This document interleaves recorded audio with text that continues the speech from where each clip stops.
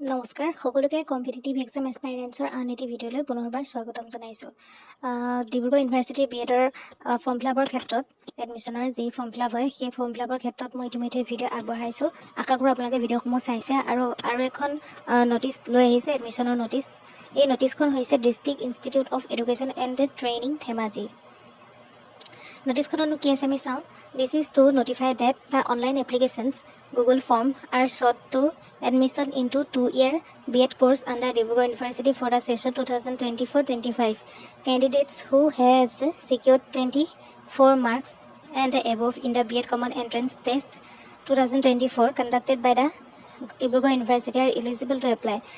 Application form will be available on the website from 22/7/2020 এইটো 4 হ'ব লাগে, ভুল হৈ গৈছে, 23 হৈ গৈছে, 4 হ'ব লাগে।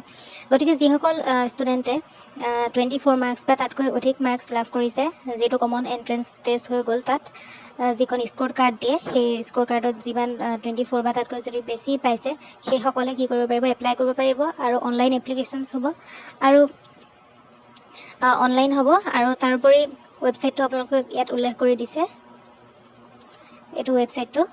আৰু অলৰেডি ইয়াত ফৰ্ম ফিলাপ হৈ আছে আৰু গতিকে আপোনালোকে যিসকলে এতিয়া ফৰ্ম ফিলাপ কৰা নাই এতিয়া সেইসকলে ইয়াতে ফৰ্ম ফিলাপটো কৰি ল'ব পাৰে। নেক্সট দিছে ইয়াতে চাওঁ আহক, direct link to application form. এই এপ্লিকেশ্যন ফৰ্মৰ কাৰণে এই লিংকটোত আপোনালোকে ভিজিট কৰিব লাগিব। তাৰপিছত ইয়াতে উল্লেখ কৰিছে total capacity, intake capacity total 50। তাৰপিছত লিখিছে subject to change with the list of the deputed teachers issued by the directorate of secondary education government of Assam. তো ইয়াত ডেপুটেড টিচাৰৰ কাৰণেও থাকে। তাৰোপৰি ইয়াত উল্লেখ কৰিছে there will be statutory reservation under various categories as follows.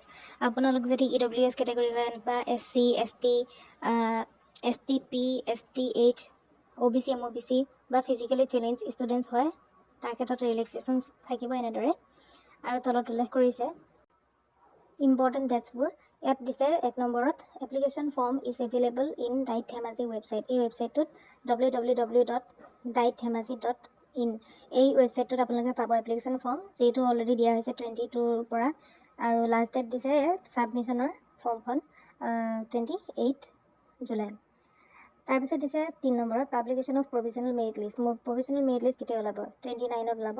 তাৰপিছত উল্লেখ কৰিছে date of admission cum verification for provisional merit list, সেইটো দিছে 37/2024 to 1/8/2024 আপ টু 3 PM। তো 3 PM লৈকে হ'ব, দুদিন হ'ব দিছে তেওঁলোকে এডমিশ্যনৰ ক্ষেত্ৰত 30 আৰু 1।